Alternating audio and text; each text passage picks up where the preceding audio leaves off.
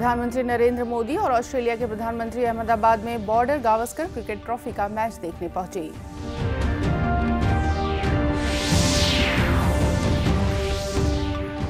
केंद्रीय जल शक्ति और जनजातीय कार्य राज्य मंत्री विश्वेश्वर टुडू 3 दिवसीय दौरे पर आज जगदलपुर पहुंचे।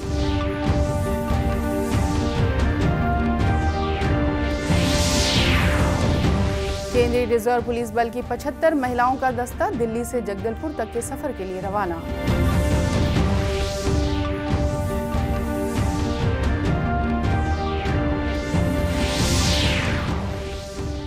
और वरिष्ठ अभिनेता और निदेशक सतीश कौशिक और कांकेर के पूर्व लोकसभा सांसद सोहन पोटाई का निधन।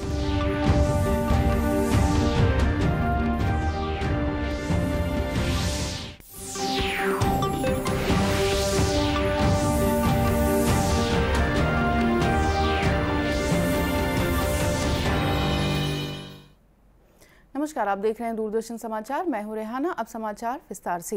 प्रधानमंत्री नरेंद्र मोदी और ऑस्ट्रेलिया के प्रधानमंत्री एंटनी अल्बनीज ने बॉर्डर गावस्कर क्रिकेट ट्रॉफी के चौथे टेस्ट मैच को आज अहमदाबाद के नरेंद्र मोदी क्रिकेट स्टेडियम में देखा।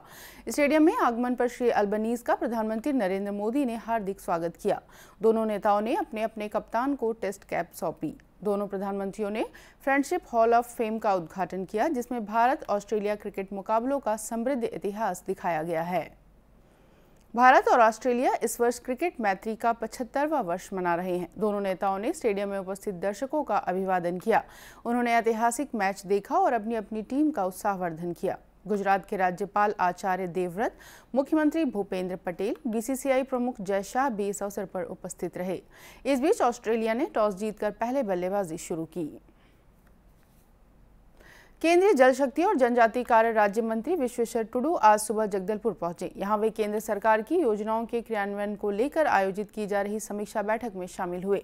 बाद में दूरदर्शन समाचार से बात करते हुए श्री टुडू ने कहा कि वे केंद्र सरकार की योजनाओं को बस्तर में किस तरह से लागू किया जा रहा है, इस पर जानकारी ले रहे हैं। उन्होंने कहा कि लोगों को सभी योजनाओं का लाभ मिले और किसी तरह का विलंब न हो, इस बात के निर्देश उन्होंने अधिकारियों को दिए हैं। पिछले बार में मैं आया था, लोकसभा प्रवास योजना के अंतर्गत कई भी मंत्री अपना अपना जो एलोटेड क्षेत्र है, पार्लियामेंट क्षेत्र, वहाँ पहले तो सरकार का काम, भारत सरकार का काम नीचे तक पहुँचता है कि नहीं, लोगों तक पहुँचता है कि नहीं, वो विषय को देखने के लिए, साथ ही साथ उस इलाका में लोगों का क्या मांग है, प्रॉब्लम क्या है, उसको कैसे फिर मुकाबला किया जाए, ये सब विषय को प्रधानमंत्री का आग्रह कि मंत्री लोग जाए। केंद्रीय मंत्री ने कहा कि उन्हें बस्तर क्षेत्र की जिम्मेदारी मिली है। योजनाओं की फंडिंग केंद्र सरकार करती है और राज्य सरकार की जिम्मेदारी है कि वह उसे अच्छे तरीके से लागू करे।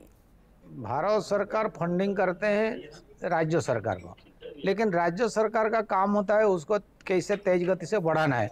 लेकिन बहुत सारे ऐसे जहां अपोजिशन गवर्नमेंट है, मतलब अदर देन बीजेपी गवर्नमेंट, वहां देखा जाता है कि वहां काम बहुत स्लो प्रोग्रेस है।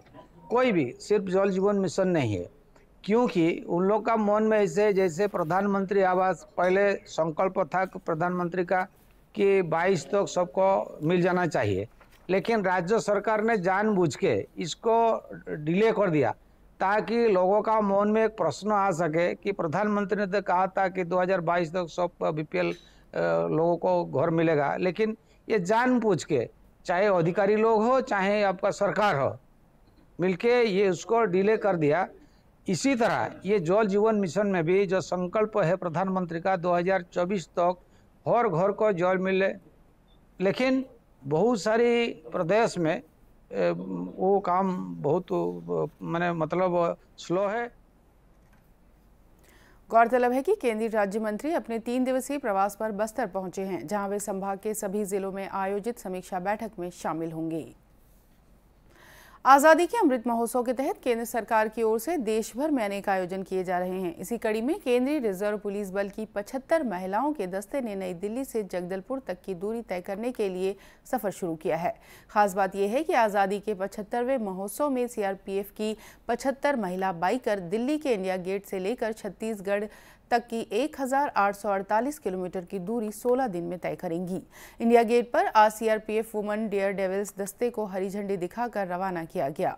महिला बाइकर का यह दस्ता आगरा, ग्वालियर, शिवपुरी, भोपाल, नागपुर, पंद्रा, रायपुर और कोंडागांव होते हुए जगदलपुर पहुंचेगा।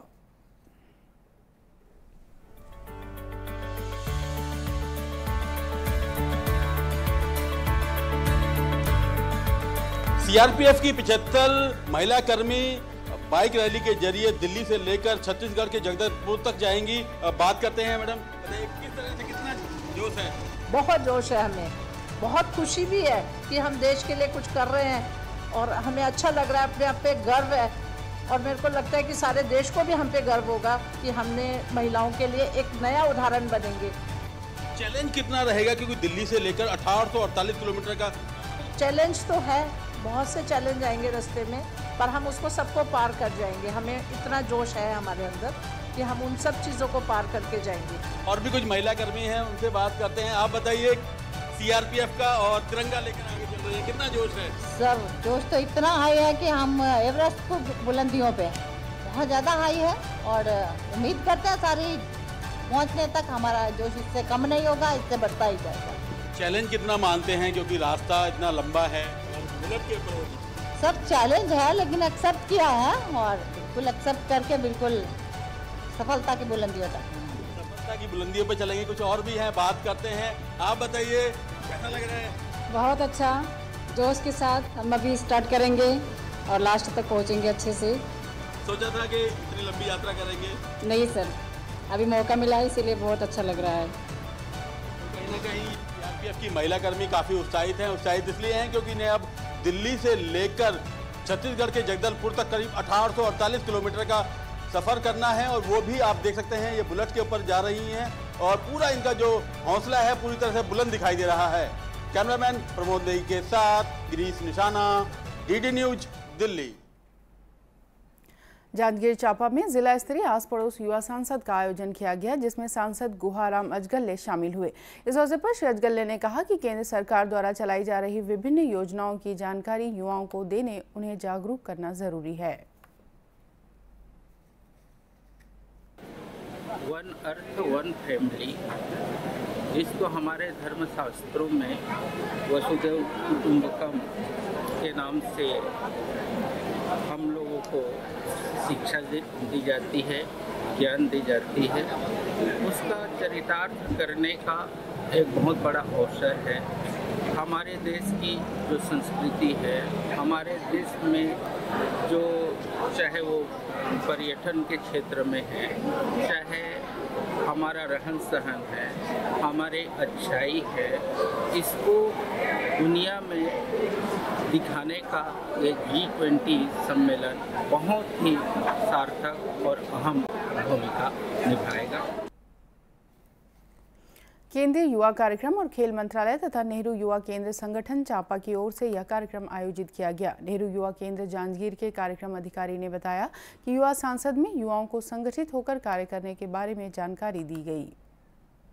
संगठन चांपा युवा कार्यक्रम खेल मंत्रालय भारत सरकार के तत्वाधान में आज जिला स्तरीय आस पड़ोस युवा संसद का कार्यक्रम गांधी भवन चांपा में किया गया। मैं वीरेंद्र खंडेलवाल, पूर्व NYV डबरा ब्लॉक से हूँ।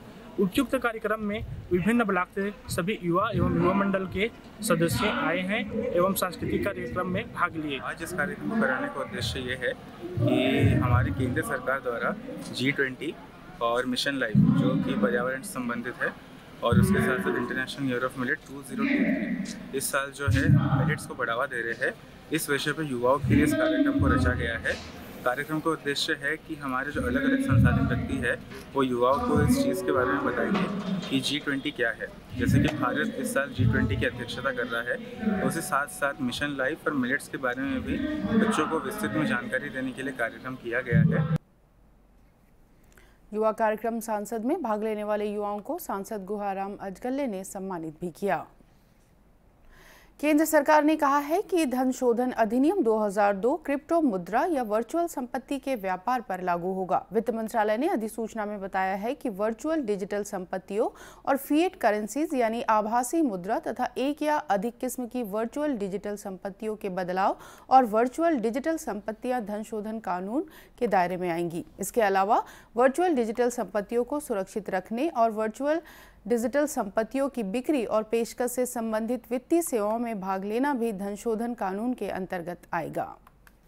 आज़ादी के अमृत महोत्सव के तहत केंद्र सरकार की ओर से देश भर में अमृत सरोवरों का निर्माण किया जा रहा है। जल संरक्षण के मकसद से कराए जा रहे इन निर्माण कार्यों में मनरेगा श्रमिकों को रोजगार मिल रहा है। दुर्ग जिले में भी इसके तहत अमृत सरोवर बनाए जा रहे हैं।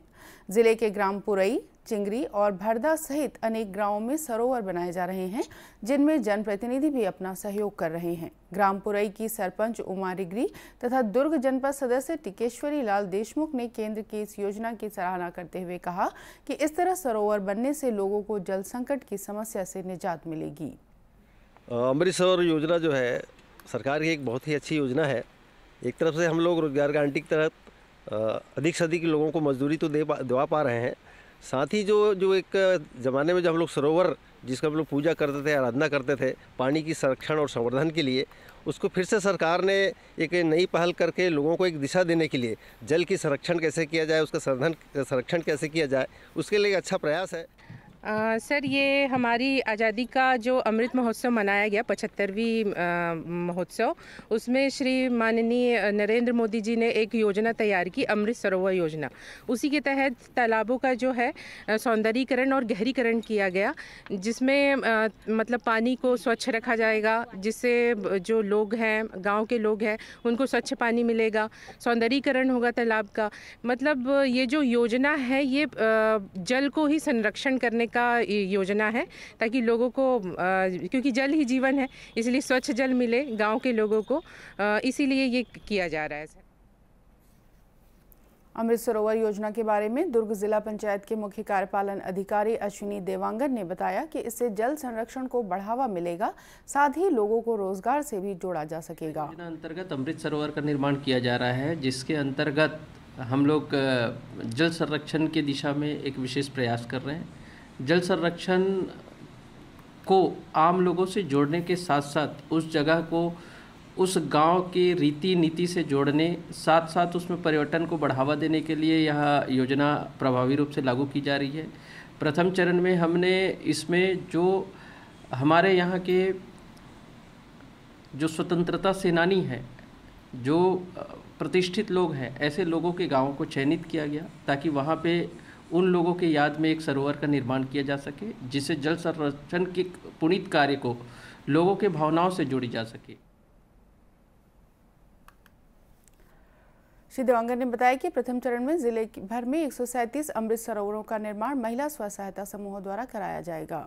जोड़ने के लिए प्रत्येक अमृत सरोवर को किसी विशेष समूह को दिया जाएगा, ताकि इससे वो अपना आजीविका की गतिविधि, जिसमें विशेष रूप से जो सिंचाई की सुविधा होती है वो डेवलप कर सके, या फिर मछली पालन जैसे व्यवसाय को इसमें लगाकर अपना आय अर्जित कर सके। वर्तमान में हम लोगों ने 137 साइट सेलेक्ट किया हुआ है, जिसमें से 87 जगह पे हमारे काम चल रहे हैं और 23 से भी अधिक कार्य वर्तमान में पूर्ण हो चुके हैं। इस योजना के तहत जल संरक्षण के प्रति लोगों को जागरूक करने मनरेगा श्रमिकों ने रैली निकाली। साथ ही दीवारों में स्लोगन भी जिला प्रशासन की ओर से लिखवाए जा रहे हैं।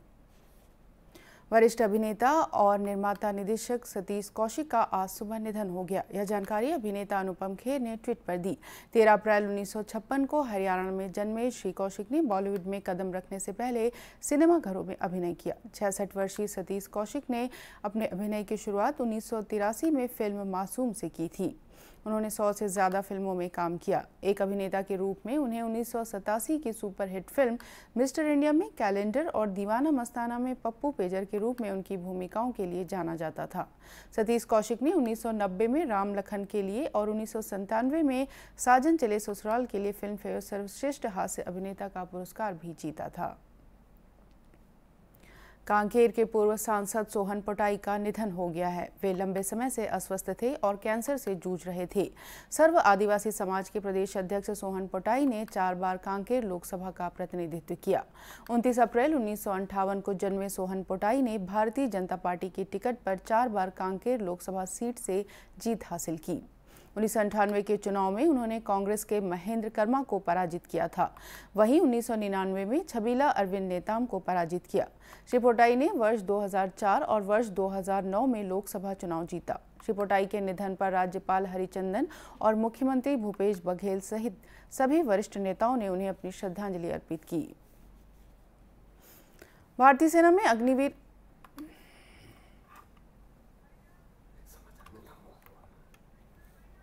और इसी के साथ ये समाचार बुलेटिन समाप्त हुआ। नमस्कार।